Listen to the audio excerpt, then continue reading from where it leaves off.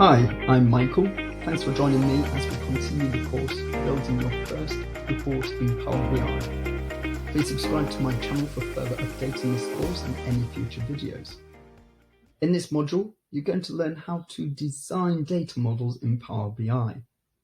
In the previous module, I explained how to get data into Power BI and prepare it for reporting. But that was only one phase of the preparation process. That first phase deals with the queries that we use to load the data model with data. There's a second phase that's specific to the model part of the data model, in which we perform additional steps that control how Power BI uses and displays data in reports. And that's really the focus of this module before we can build that first report. We'll start this module by introducing the Power BI data model.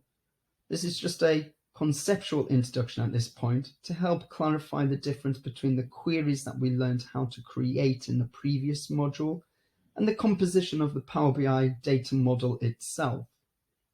Then we'll learn about the various features of the data model, starting with table relationships that need to be in place in order to integrate the queries and produce correct results when we use values from multiple tables in the same chart or table, or possibly other visualizations in our report. Then we'll move on to various properties in the model that you can configure. In general, these properties control how data displays in your reports, such as formatting and default sort order, to name just two types of properties. And our last modeling task is to add calculations. And we'll learn about the two types of calculations that you can create for a Power BI data model. That sounds like a lot of work to do before we can start building a report, but it's all actually pretty easy to do. So let's get started.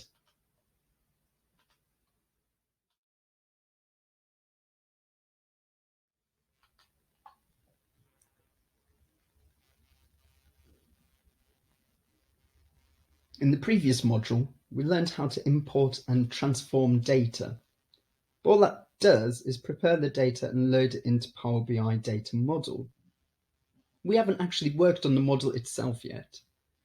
Any report that you build has a dependency on the model. So the better the model, the better your report. Specifically, the Power Query Editor is used to create one or more queries. You start with a data source and then apply various transformation steps one by one until you get to the desired result. Each query defined in the Power Query Editor becomes a table in the data model. You can then configure various components of the model, which you'll learn more about as we progress through this module. Components such as relationships between tables and properties defining behavior of tables and columns, and calculations that cannot be defined in custom columns back in the query editor. So for example, you might need to define a calculation in one model table that is dependent on values in another table. And you can only do that in the model when you have relationships defined between those tables. Although you can do that in Power Query Editor, it becomes a much more complex set of transformations, whereas it's very straightforward to do in the data model. Now, it's possible to have queries in the query editor that you don't add to the data model. Maybe it's used to facilitate filtering. And so one of the properties, if you were to right-click a query in the query editor, would be to clearly enable load option from that query. Then, when you use the apply in the query editor or apply changes in your model, any query that is not enabled for a load does not get copied over into the data model.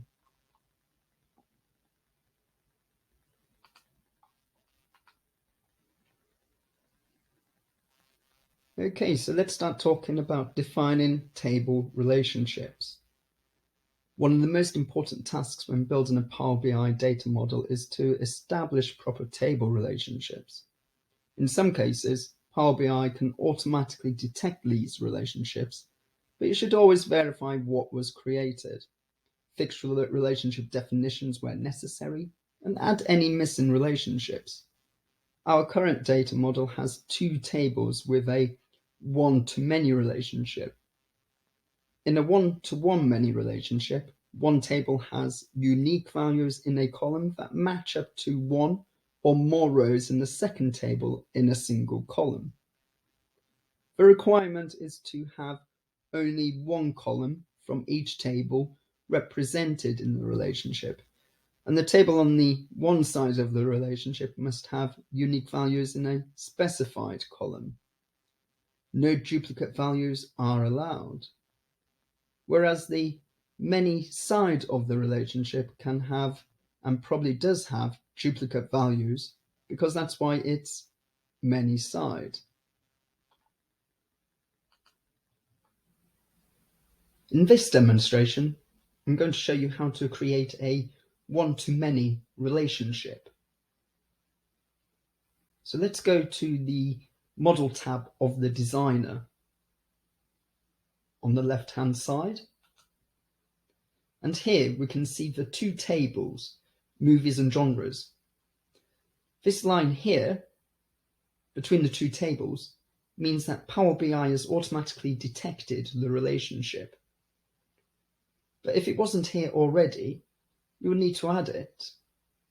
So let's start by right-clicking and selecting delete, and then clicking yes to say that we're very sure that we want to delete the relationship. Now what we're going to do is add the relationship manually. What we're going to do is drag movie ID from the movies table and then drop it onto the movie ID into the genres table. So if we go to movie ID and then move it over to genres, and then we'll allow Power BI to catch up in this instance. And now what we've done is defined the relationship. So when you point to the line, you can see the relationship is based on the movie ID column in both tables, because those are both highlighted. When I double click on the line between the two tables, it will open a relationship dialog box. Now this is where we can see the relationship that is defined.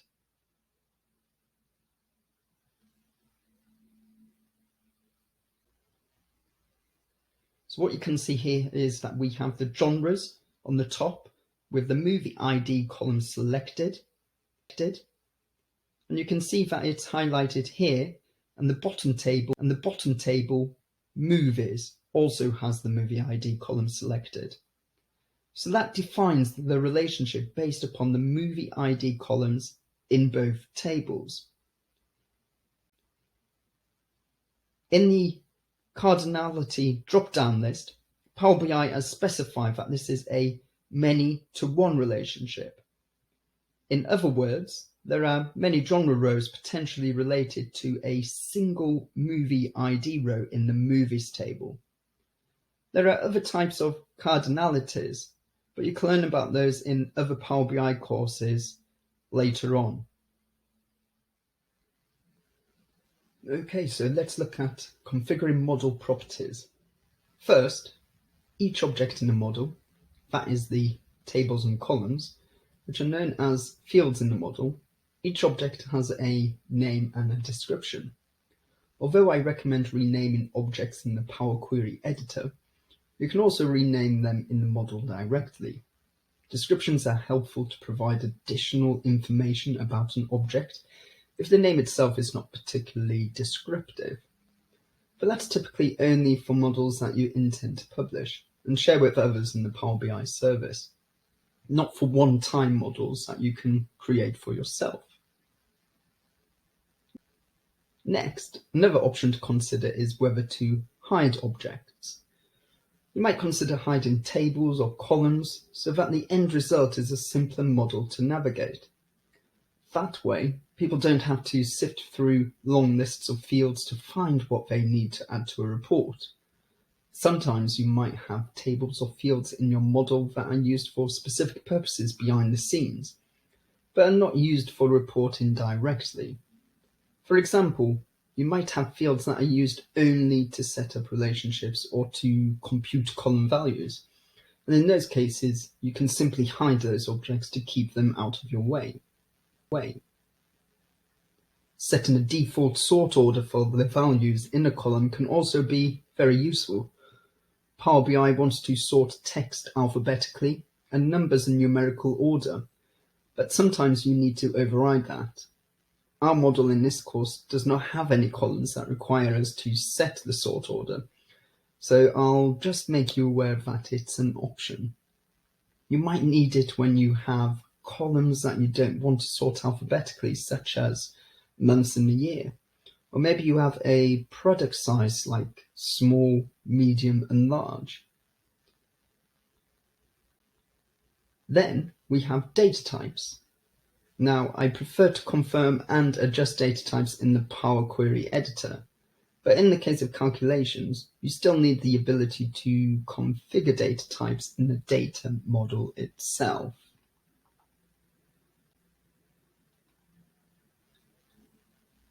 Now, you definitely should check the formatting of numeric columns so that you can read values more easily as percentages, or with the correct currency symbols, or with commas as thousands separators. Another formatting task is to set the desired number of decimal places. And then lastly, Power BI defaults to summing up numeric values.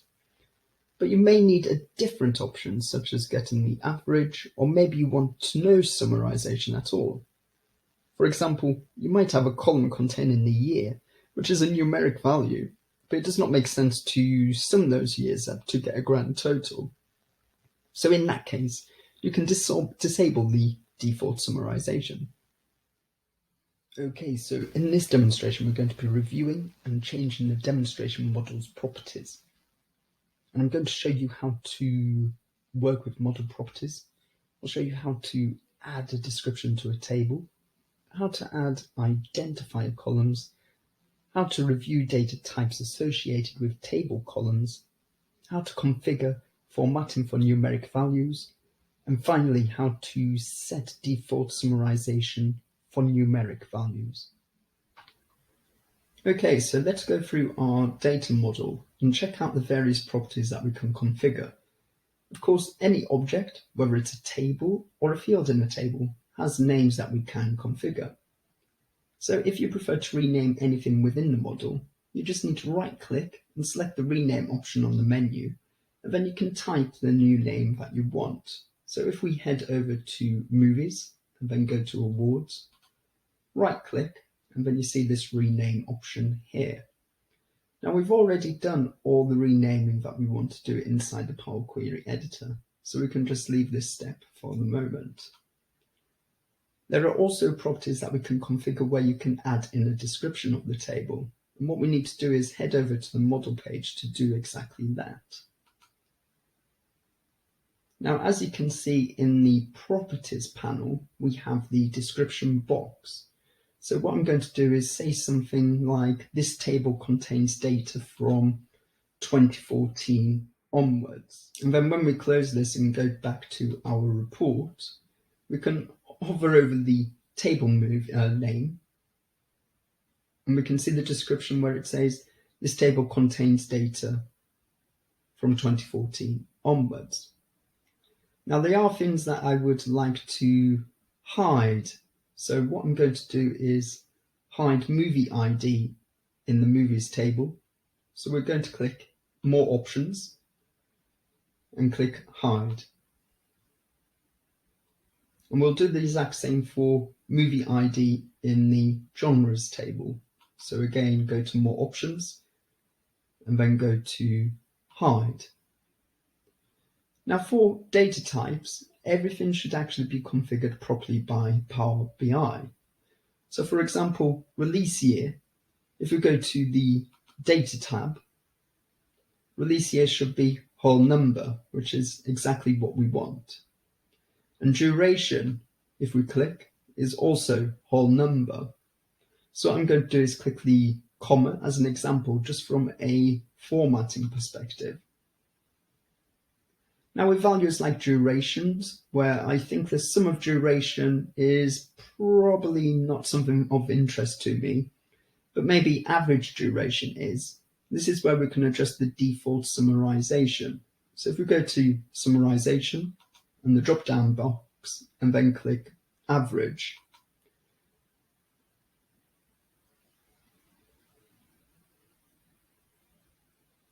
now you recall we have release year.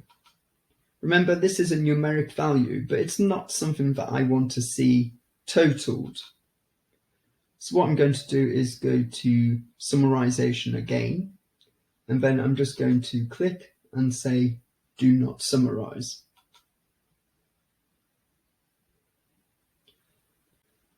Now, if we head over to the report tab, and what we're going to do is add release year to a new visualization.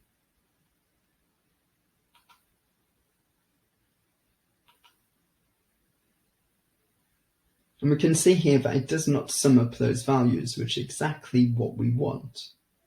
And then if we add in the duration, we can see that the averages are correctly computed. So those are the types of properties that you'll commonly find yourself configuring in your data model to control the behavior of individual fields and how they are displayed in our visualizations. Okay, so in this part, we're going to be looking into adding calculations. And the last big step in the development workflow for Power BI data model is the addition of these calculations. Now, there are two types of calculations that you can add, a calculated column and a measure. Either type gets added to a specific table, and both are created by using DAX expressions. But that's where the similarity between the two ends. Now, by the way, DAX is an abbreviation for data analysis expressions, which is a formulae language used by Power BI and also by SQL Server Analysis Services tabular modules. On the one hand, DAX can seem simple and straightforward if you have a lot of experience with Excel functions. But it's also easy to get tripped up because the behavior of DAX function is slightly different from Excel. Excel works with cells and ranges in a worksheet, whereas DAX works with tables and columns. In this module, I'm only going to be giving you a brief introduction to DAX, but I will do another course that goes deeper into DAX that I encourage you to view later when you're ready to advance your skills. But let's get back to the difference between calculated columns and measures. A calculated column resolves a DAX expression as a scalar value. That is, Power BI calculates a value for every single row in a column and then stores those values in a memory and in the PBIX file when you save and close the Power BI desktop application. Consequently, the size of the Power BI model is directly affected by calculated columns. So the more rows of data included in a calculated column, the bigger the data model is in size, and the more memory it requires to run on your computer. By contrast, measures are resolved as aggregate values. If you're just using a measure by itself in a report, say the total count of movies in the file, the value gets calculated and displayed in the report as a single data point. However, that does not affect the model size. Only the expression for the calculation is saved in your file, and the final result displays in your report. Or maybe you want to show the movie count by year, so the calculation is performed for each of those years. If they are 5 years, you get 5 results plus a grand total. So 6 calculation operations are performed, but there's only one formula for the calculation that is saved in the PBIX file. Okay, so we're going to add a calculated column. What we're going to do is go to our data tab of the designer. And I'll point to the movies table where we're going to add the calculated column. So let's go click the ellipsis and select the new column.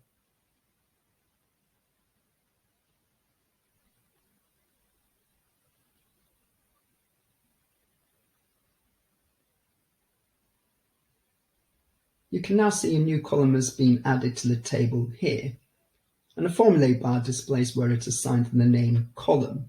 Now we're going to replace this with a new name, and in this case we're going to replace it with movie URL.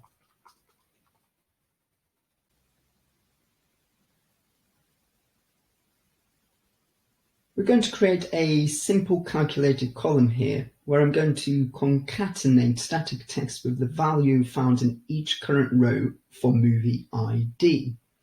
The static text is the beginning of the URL that we use to find these movies on the imdb.com website. Then I'm going to concatenate or combine that static text with the current values of movie ID. And to concatenate, I use the ampersand, which is the and sign. And then I'm going to reference a column value by using the column name placed in brackets. So if I start by typing the open bracket,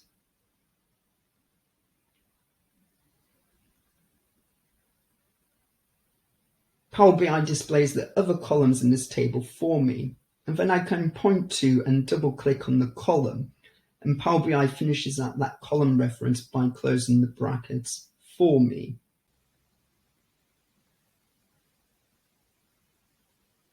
We're going to create a simple calculated column here where I'm going to concatenate static text. Okay, so in this demo we're going to be creating a measure. And we're going to do this by clicking the ellipsis button here next to movies and then clicking the new measure option. And again, our formula bar above the table prompts us with the generic name of measure, which I'm going to replace with a new name called movie count. We're going to keep the equal sign, and then we can start typing the name of a DAX function that we want to use, which basically summarizes the values from my data table. So when I start typing, for example, count, IntelliSense displays all the possible DAX functions that includes the text count in them. In this case, I want to use the count rows.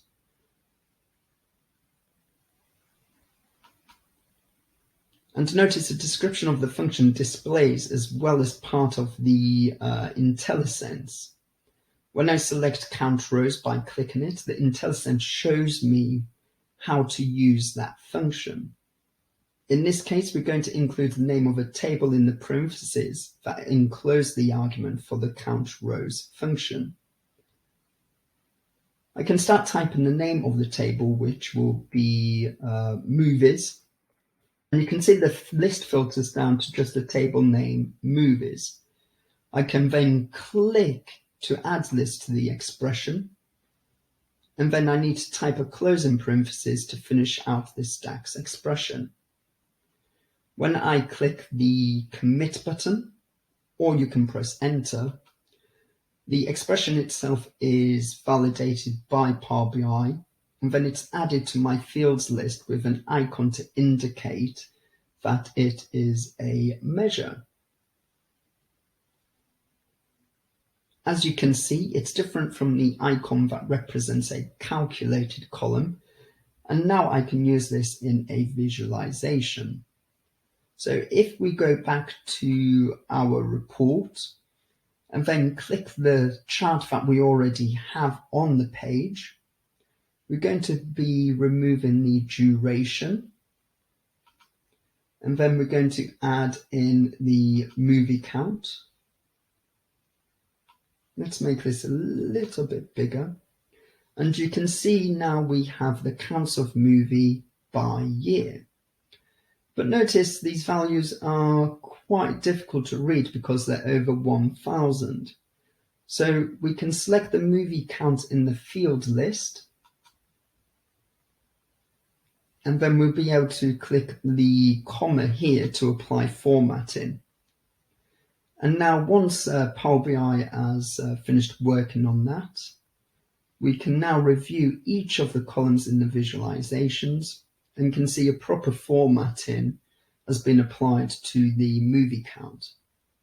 So that's how we set up measures. Wow, okay, so in summary, by working on the components of the Power BI data model, we're now set up to officially build your first report. But to get to this point, we reviewed the difference between the work we did in the Power Query editor with the work that we needed to do in the data model itself.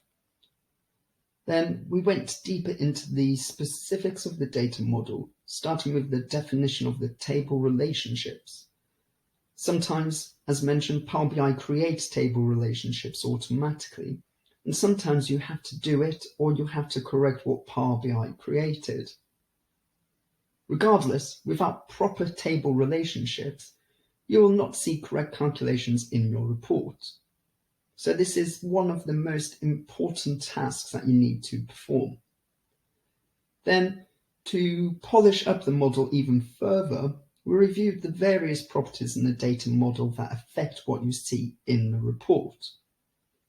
We learned how to update names and descriptions of objects, how to hide objects, configure data types, set the formatting of numeric values, and we learned about the effect of default summarizations. And then to wrap up our data model development process, we added calculations to the data model, specifically calculated columns, which are persisted in the data model, and also measures which are calculated only when you add the measures to a report. So, as you can see, there are a lot of work that goes into getting your data ready for reporting. And now that we have all that work accomplished, we're finally going to build that report in the next part of this video.